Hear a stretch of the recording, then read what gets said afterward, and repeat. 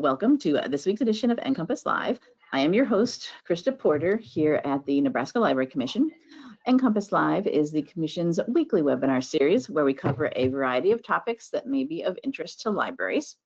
We broadcast the show live every Wednesday morning at 10 a.m. Central Time. But if you're unable to join us on Wednesdays, that's fine. We do record the show as we are doing today, and it will be posted later in our show archives for you to watch at your convenience. And I will show you at the end of today's show where you can access all of our show recordings. Both the live show and the recordings are free and open to anyone to watch. So please do share with your friends, family, neighbors, colleagues, anyone you think might be interested in any of the topics we have on NCompass Live. For those of you who might be joining us not from Nebraska, the Nebraska Library Commission is the state agency for libraries. So we are similar to your whatever state library. So we provide services and training and grants and consulting and databases, interlibrary loan, all sorts of things to all sorts of libraries in the state of Nebraska. So you will find shows on NCompass Live for all types of libraries. Public, academic, K-12, corrections, museums, historical societies, on and on. Really our only criteria is something to do with libraries. Something cool that we know libraries are doing, something cool we think they could be doing. We have Nebraska Library Commission staff that sometimes come on and do presentations for us about programs or resources or things we're doing through the commission. But we also bring in guest speakers, and that's what we have today. Joining us today is Ann Price. Good morning, Ann. Good morning. And she is from our North Platte Public Library here in Nebraska. And she attended the most recent Mountain Plains Library Association Leadership Institute. And she's going to tell us all about that. I love these smaller associations that people can go to attend. You know, ALA, PLA, they're great, but they're big. Things like, you know, your local state association conference or Mountain Plains or ARSL, Association for Rural and Small Libraries. Highly recommend those to attend. So I'm just going to hand it over to you and tell us all about what you did there. Absolutely. So welcome, everyone. So we're going to talk a little bit about some of the lessons and the big takeaways from the Mountain Plains Library Association Leadership Institute. We'll start off with a little bit of what is MPLA. So MPLA is a 12-state regional association of librarians and library paraprofessionals from Arizona, Colorado, Kansas, Montana, Nebraska, Nevada, New Mexico, North Dakota, Oklahoma, South Dakota, Utah, and Wyoming. So there are 12 total states. And the objective of the Institute is that they want to empower library professionals with skills to lead their libraries into the future, identify potential new leaders within MPLA. A lot of the folks that I attended this Institute with are already working in committee chair or leadership positions within MPLA, and also to help professionals build a network for ongoing growth and support. The Institute for 2025 did have representatives from all 12 of the states, which was very exciting. I know that's not the case for all of the institutes, but someone from each state represented by the association was in attendance at this institute.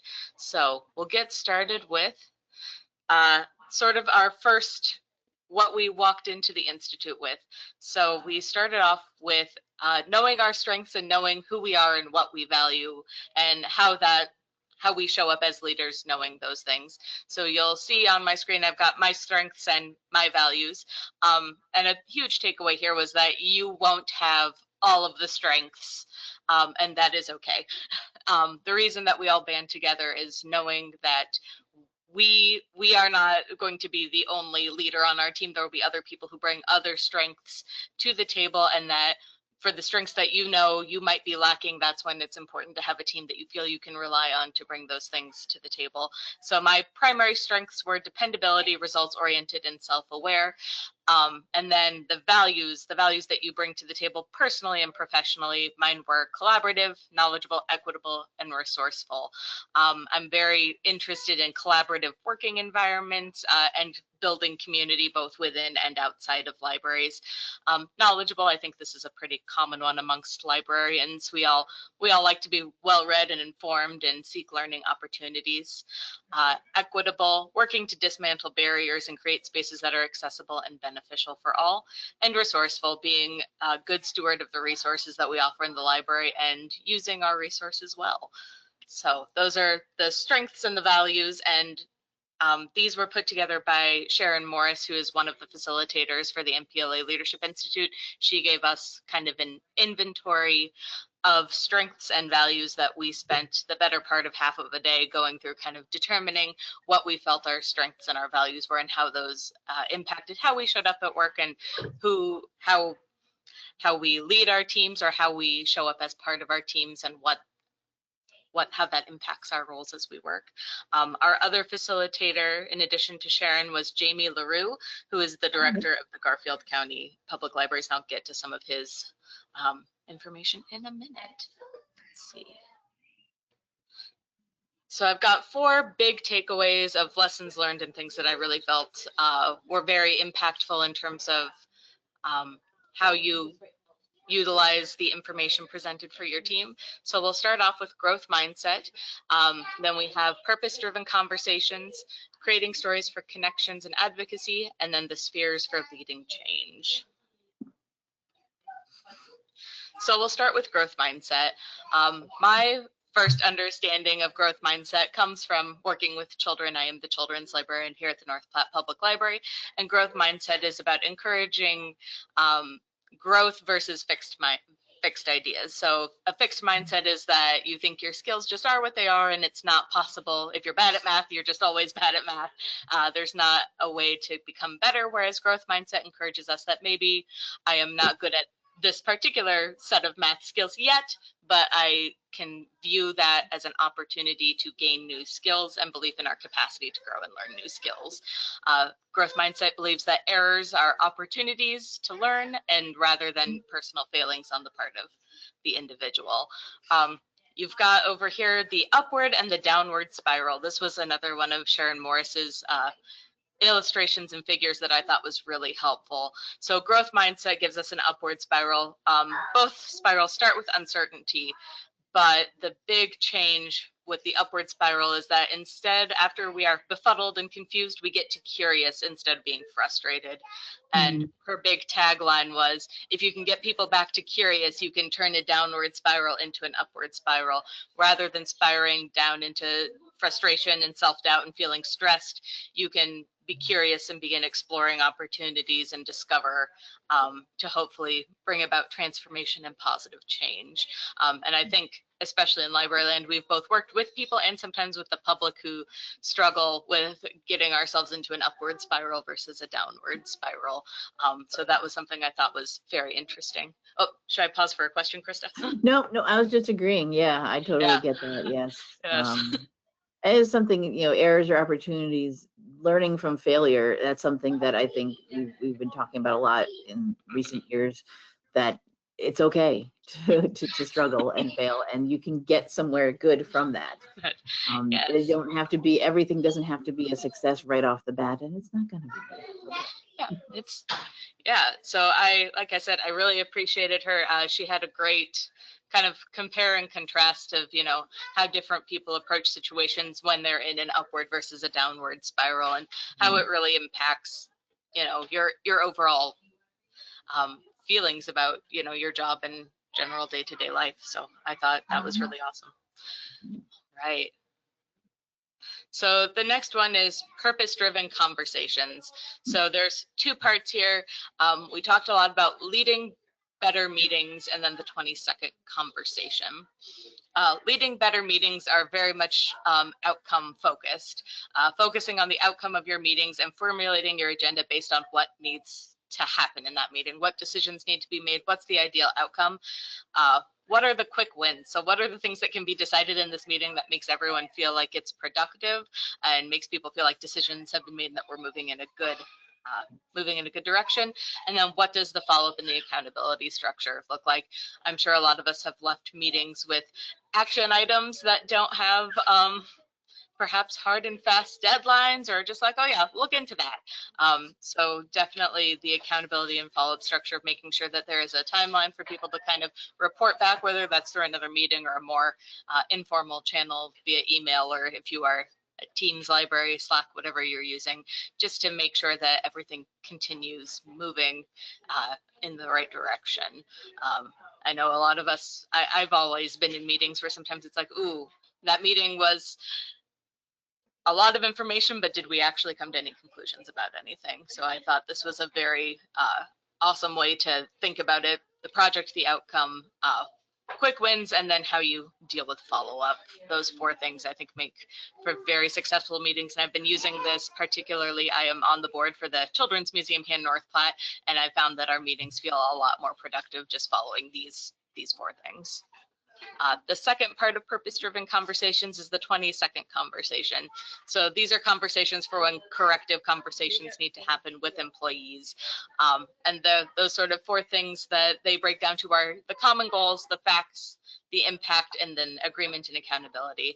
So if you've got an individual that is struggling with showing up on time or something like that, you talk that, you value the work that they do, but they're being late is impacting the rest of their team, and that we agree that for the next 3 months, 6 months, whatever, that they will make a concerted effort to be 5 minutes early, and then the conversation can be revisited. I know those, when you supervise people, corrective conversations and sort of that first step before we move into more heavy discipline can always be really difficult, and so those quick conversations are always important, and that way you can at least start the documentation process, that you've had the conversation and that they know what their goals are. I think there are times when corrective action sounds more like a suggestion than a hard and fast thing that has to happen, and I found that this 20-second conversation feels very impactful, and people walk away from that conversation knowing what needs to happen. So our next section is about creating stories. So we talked a lot about advocacy for libraries during the course of this 3-day institute. And so in creating stories, we landed on, these are the things that your story needs. You need a real person with a problem, library resources or programming that offers a solution to the problem, some kind of relevant factor data, a purpose statement, and to keep it short and keep it impactful.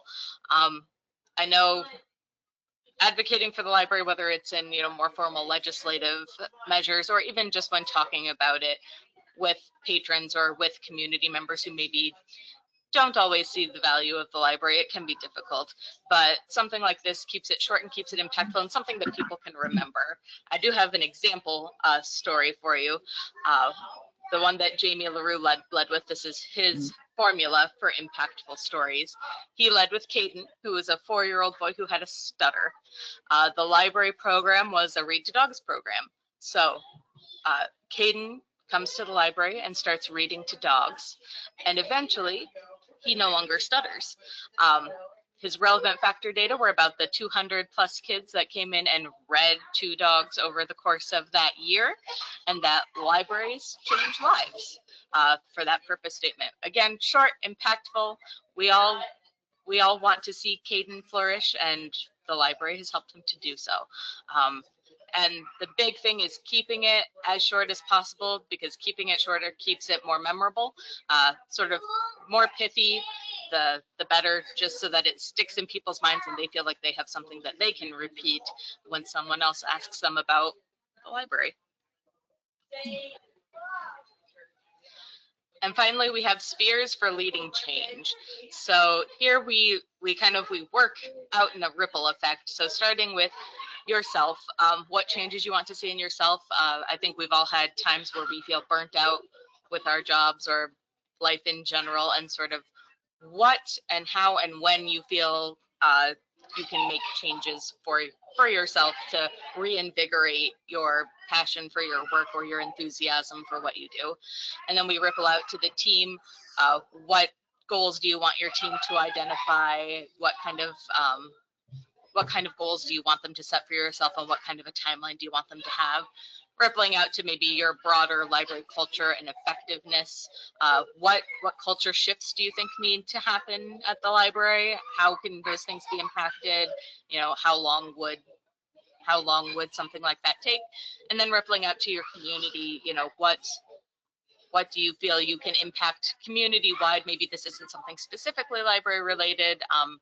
When I was sort of doing this assessment with the Leadership Institute, my community things were, I work with the High Plains Early Childhood Collaborative here in North Platte.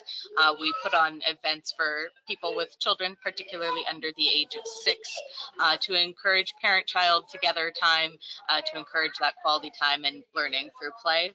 So I have recently taken the training to help teach the pyramid model for child care providers and also positive solutions for families as something to help continue impacting the community. And then our final ripple out is the library profession. So for me, what this looked like was finding ways to present and help get the word out about some of the cool things that are happening, both with MPLA and I also work with ALA. So I will be presenting at the Nebraska Library Association conference in October to discuss some of the things that their Association for Library Services to Children have been doing. So that was sort of my my ripple outwards for what I felt I could impact. Nice, so, nice. Yeah. So yeah, and it all was, it's all sort of the same 3 questions. What do you want to do? How can you accomplish it? And what is your timeline? When do you want to get it accomplished by? And then finally, I think the thing that's the most fun to talk about is the connections made. So there were 30 of us total that were in attendance at this Leadership Institute. And we had an awful lot of fun. So there are some pictures of us. Someone that was in attendance coordinated a tour for all of us to go tour the Stanley Hotel at the end of our 3 days. And then we also have a Discord channel where we all kind of chat and keep track of each other. Oh, nice. Yeah, one of our attendees, his wife had a baby shortly after the institute ended, so we all got to see pictures of baby Ruby. That was really exciting. And then also kind of keeping track of everybody. Some folks got together at ALA. One person was presenting at ALA this year in June. So it's just been great to kind of see what people have been up to, and also for those of us. I mean, there are several towns in Nebraska about the size of North Platte, but there were also a lot of people in similar demographic communities at this institute that it was nice to kind of bounce some ideas off of people who might have different problem solving techniques and, you know, just different ways that they've approached similar issues. So it's been really exciting to get to hear from more people about how to solve the problems that all of us seem to be facing in library land at this time. I didn't realize the institute was that small. That small. I even say intimate. A group of people. It is. Yeah. They always limit how many people are accepted, or. Yep. So it's a limit to about 30 people, and over the course of that 3 days, you have opportunities to have pretty in-depth conversations with everybody. So you get to have at least one very in-depth conversation with each person that you're attending with about various library related things or various leadership related things. And then a lot of the folks in here are very heavily involved in their state organizations as well. So hearing a lot about, you know, how they were advocating from like a legislative perspective for various things, especially the South Dakota people that were there were very, very involved in that advocacy work, and hearing their stories was incredible. Absolutely, yeah, and worried about things that were going. Have been worried about what's been going on there. Yes, I'm glad things are going well now, though. Yes. So yeah, but overall, a very, very amazing group of people.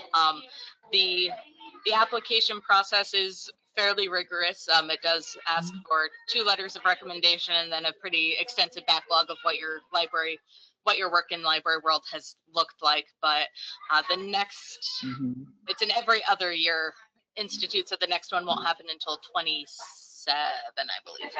So, but they will start taking applications in the fall of 26. Yeah. And then I am open to answer any questions. There is my email up on screen if you've got anything that is potentially more more sensitive that you're not sure about answering in like a recorded forum like this. I'm happy to take anything by email too, or just offer some information or some, I don't know, words of words of encouragement. Sure, sure. Yes, yeah, so anybody does have any questions, yeah, thank you so much, Anne. This is great to hear all about this. I'm sure we'll have some questions, some people, yeah, so if you type into the questions section of your GoToWebinar interface, anything you want to know about MPLA, the Institute, what Anne is doing at her library now, from this or any, or go ahead and type in there and I will grab your questions. We do have questions about the cost for attending and participating in the Institute. I don't have the full cost on me right now. It was around $1,200 per participant. There is a break in that if you are an MPLA member, but you do have to have been a consistent member of MPLA for at least 2 years for that discount to take effect. When I applied, I reached out to Denise Harders at Central Plains Library System, and through the Nebraska Regional Library System, they gave me the full a scholarship for the full registration fee. Nice. Okay. So great. that's how I was able to attend. I was also the only person from Nebraska that attended this year. I don't know how that would work out if there were multiple attendees going. It might be a different price breakdown. Well, I know for here, and that's something good to mention. Yeah, look for scholarships to help cover the cost, or grants or something. Here in Nebraska, we do have 4 regional library systems covering each region of the state, and they do each have their own scholarship opportunities. So if you're a Nebraska library and you want to attend this or any event, really, anything professional development, you can go to their websites and apply. I know they're always looking for applications. We do offer continuing education grants here through the Nebraska Library Commission as well.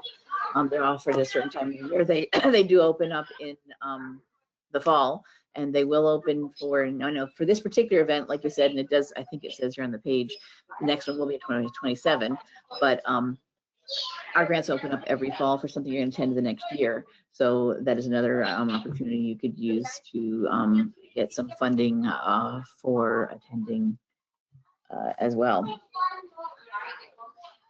And how many days long was it that you were there? It was a 3-day, let's see, let me pull up kind of a slightly more exact time frame, because I want to say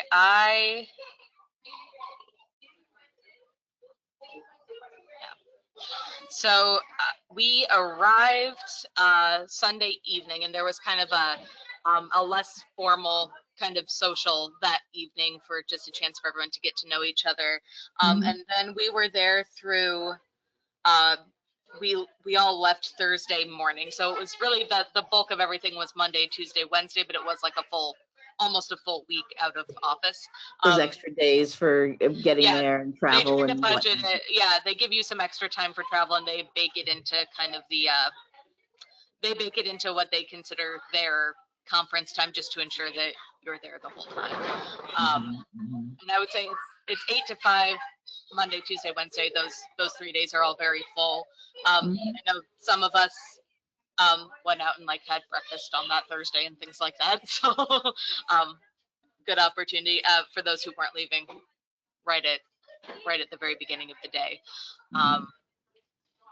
Yeah, and then everything there, and that $1,200 fee does take care of meals and all of those things. All of those things are provided. But they provide during those days. Yeah. Nice. Okay. So I see here I'm here just sharing the website for the Institute, which of course now, because it's already happened for this year and it's not coming up for another 2 years, has yes, in the fall there'll probably be more information. But I do like they have the history of it, of how long ago it started. There we go.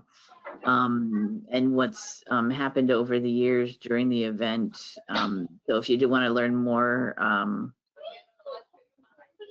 information, there's more here. Their policies. So this is good if I suppose if you are wanting to attend. There we go. Basic information about how it all works for attending. And then this I thought was very interesting too. They list from the very first one that was actually held. This is, the Institute was introduced in 2021. The first one was in 2022. They do list everyone who was the facilitators each year. And you can see who attended for them over the years. And I assume I'm gonna scroll down to the bottom here, so hold on. We've got 2025. Yeah, there we go.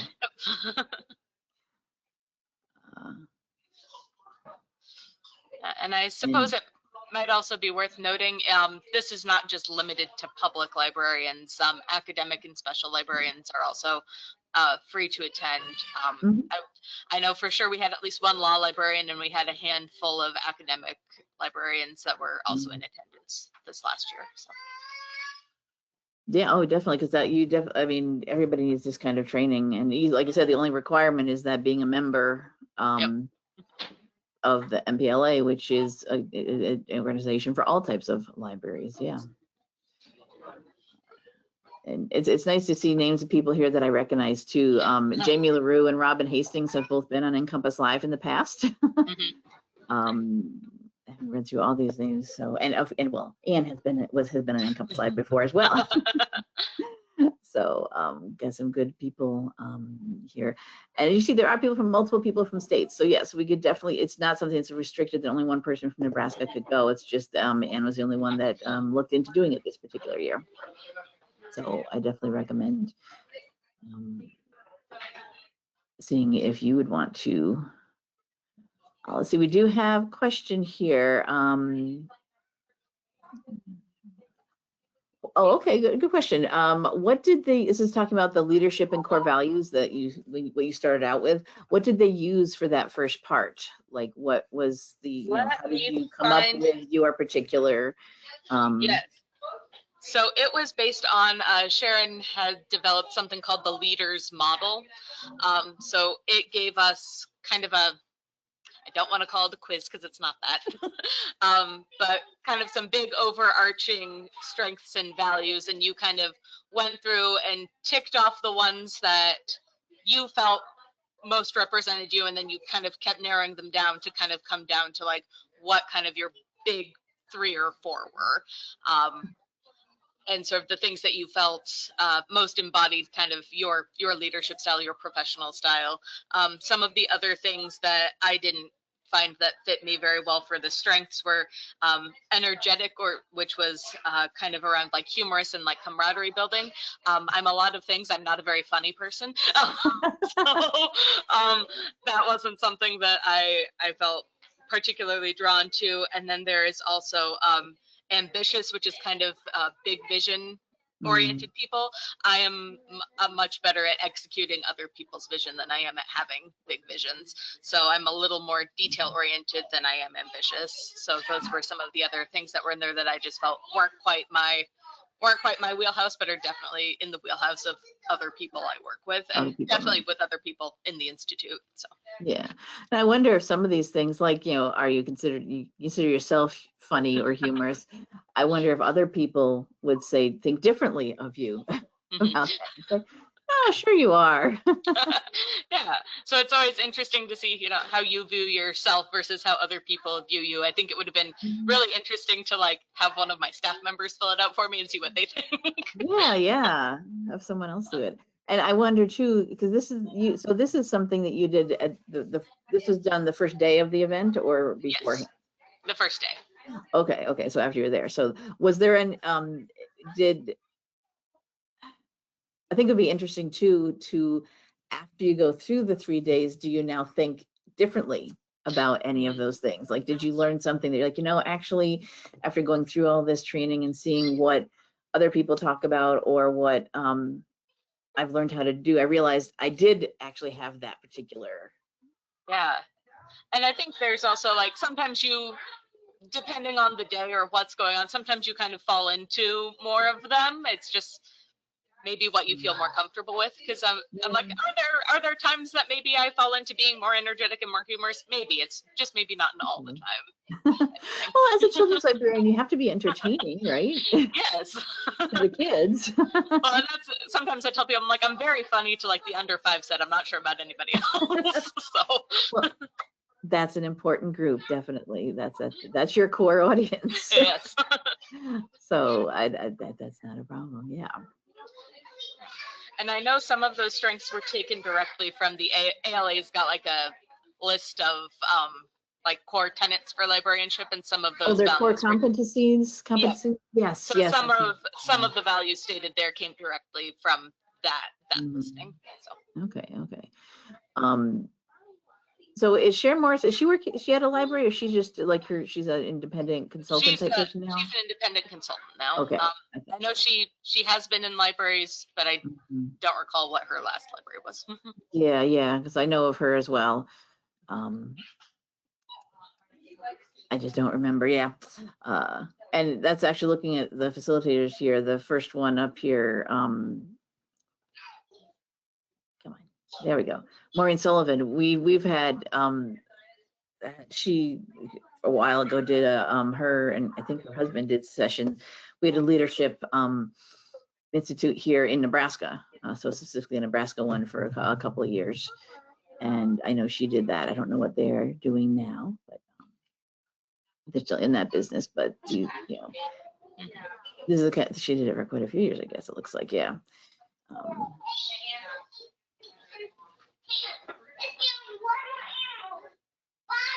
Oh, that was interesting. So this used to be an every year event, apparently. Okay. Was there? Do you know why they switched to the every other year? I mean, it's been a while. I'm not sure if it was funding or just coordinating to make it the most effective that it could be. Yeah, that wasn't something that I heard much about, and I do know. I want to say there was kind of an off year, again, thrown off by COVID. So there was like a 2-year break in there somewhere. Yeah. Sure. Yeah, we all had that kind of break. Because it was even years, and then we went to odd years after. Yeah. Let's see, here we go. There it is. Yeah, 20 and 2021 took off. Yes, and picked up again in 2023. Sure. And then it moves around, so wants to know about location wise. It's held in different places every time? The last 2 have been held at YMCA of the Rockies in Estes, Colorado. Okay. I know it has been held in other places, just amongst the MPLA states. Sure. But the last 2 have been in YMCA of the Rockies, and I want to say 27, they're also planning for it to be in the same location. Found a good place to go to. Yeah, it's kind of centralish located to the Mountain Plains states. Yeah. Okay.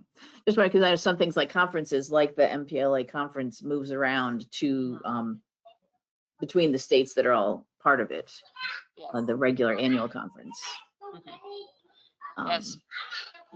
Which this year is they'll be with North Dakota, and then they'll be here in Nebraska for 26. Yes, that's right. Yeah, this year. So if you're thinking of going to the MPLA conference as opposed to the Leadership Institute, yes, that's coming up.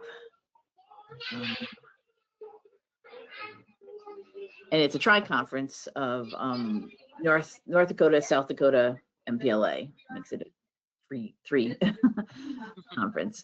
And yes, 2026, it will be in conjunction with the Nebraska Library Association here, I believe, Vista. Yes. Yes. Yeah. Okay. I know our conference moves around the state as well, so I was trying to remember where it was going to be popping over to next. Yeah. So the tri-conference, if you wanted to go to the MPLA's regular conference, I assume their registration might still be open because it's in the beginning of October. Doesn't say it's closed, so I'm going to say sure. October 1st to the 3rd, if you want to go up to Grand Forks, North Dakota, which from here, it's really only 8-hour-ish drive if you want to do that, take a little road trip from here where I am. Sorry. It's doable. That is coming up. And then next year, we're going to have a big conference here for NLA because it's our turn in La Vista, just outside of Omaha. We have the dates for that, October 14th through the 17th. We're currently open for this year's conference, is open for registration. That's coming up in October 22nd and 23rd in York, Nebraska. So after this conference, we'll start putting out things for the next year. Not me, I'm not involved in it. They will. I am not my thing, no. Nebraska Library Association Conference, I'm at the Library Commission. That's the state agency, two totally different things. Nobody's confused. All right, does anybody have any other questions you want to ask? We have plenty of time here to ask questions, to talk about anything else. Is there anything else that you wanted to get into, Anne, about the Institute or MPLA? So you said that you had to be a member for at least 2 years. To qualify for discounted registration, you have to have been a member for 2 years. You don't actually have to be a member of MPLA to apply to go to the Institute.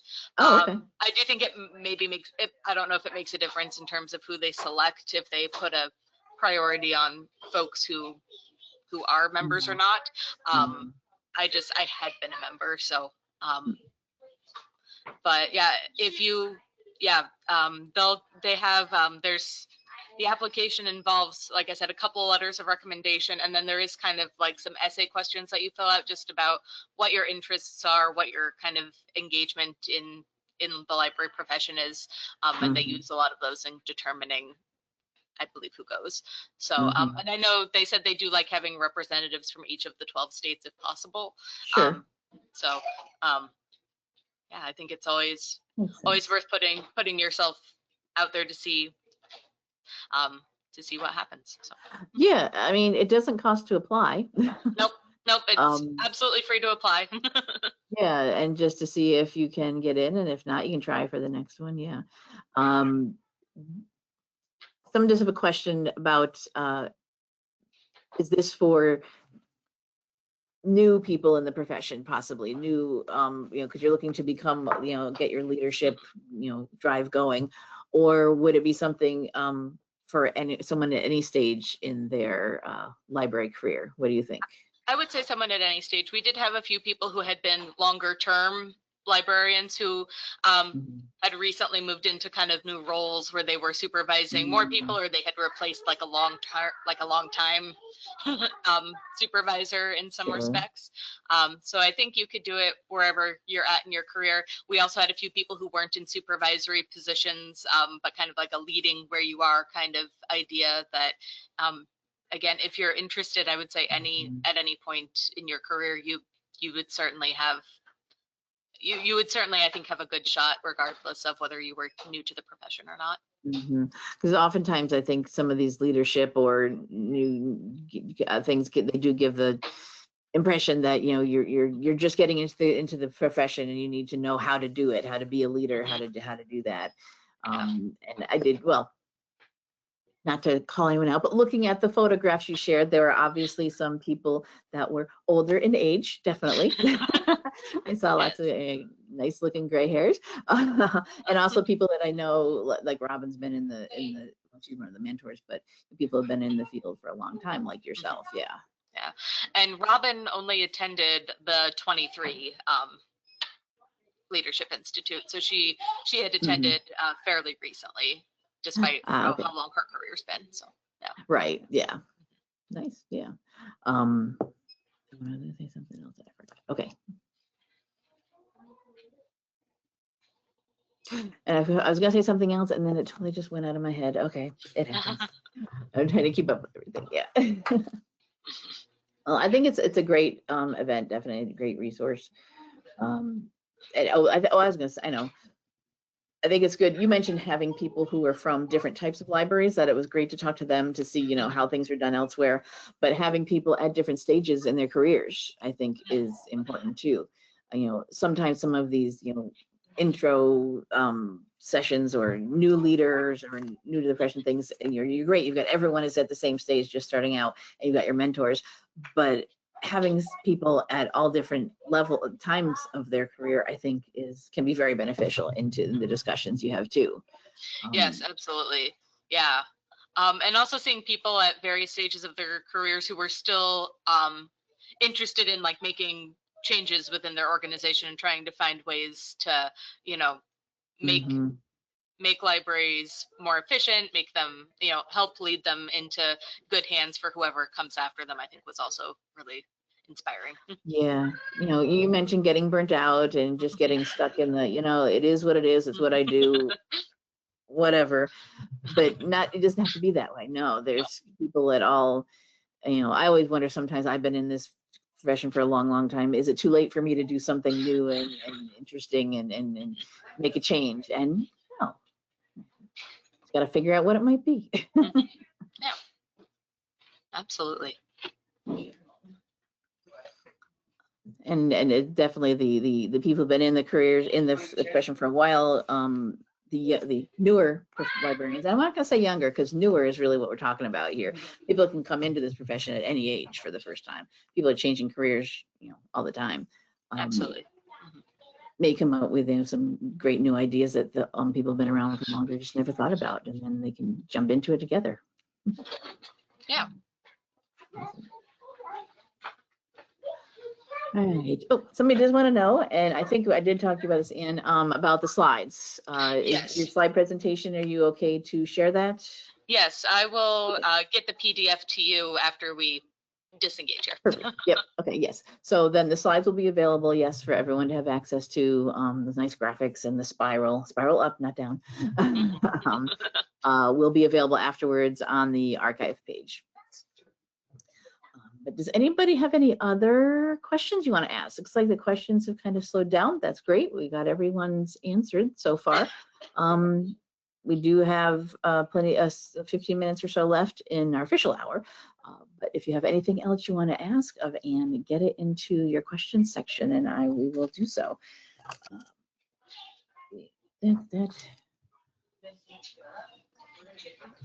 I am going to, since someone did mention that, I will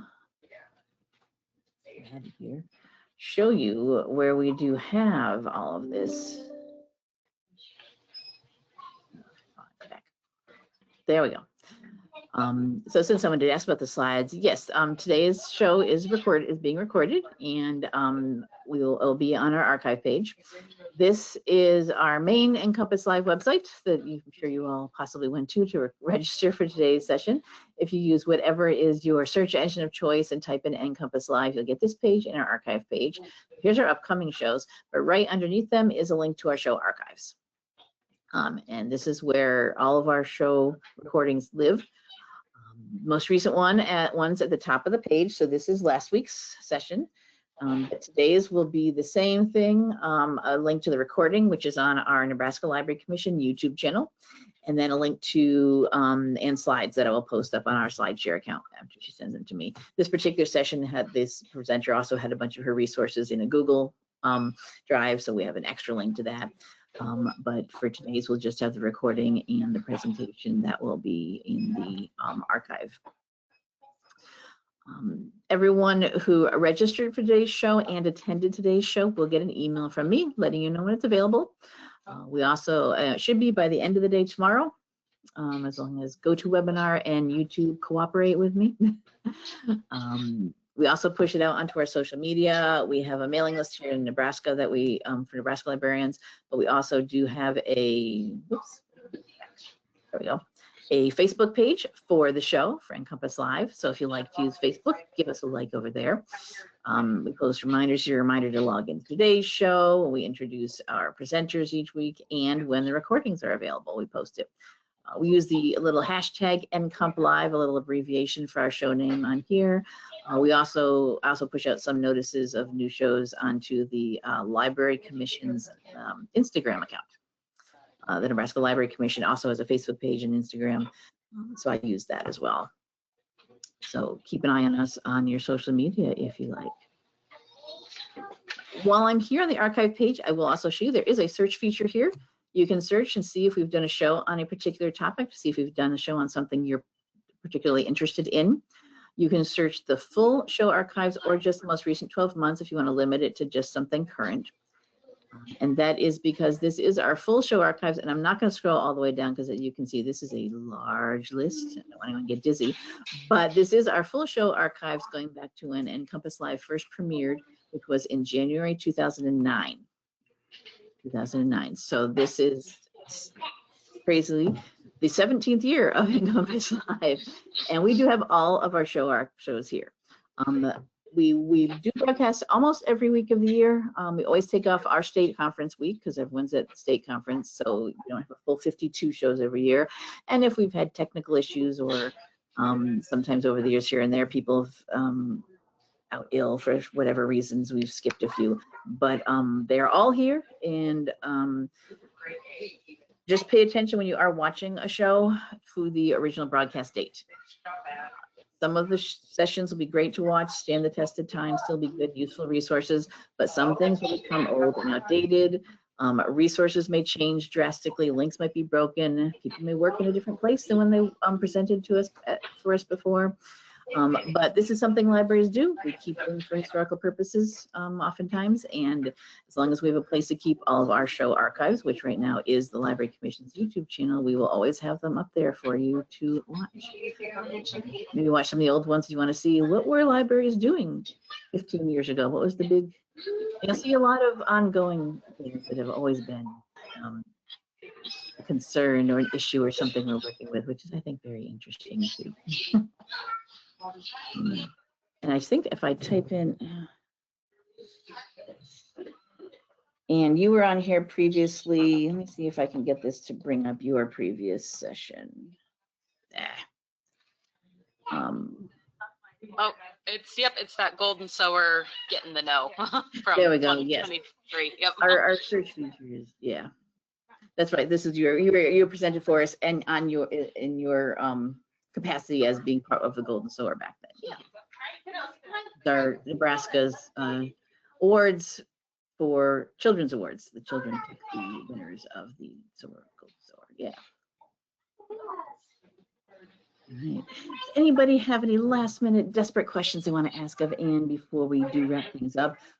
As you saw on, type into your question section. You saw, though, at the end of her slide there, she does have her contact email. So if you do want to talk to her more about what she did to get some insight onto the Leadership Institute or MPLA or anything else that Anne's doing here, you can reach out to her at any time.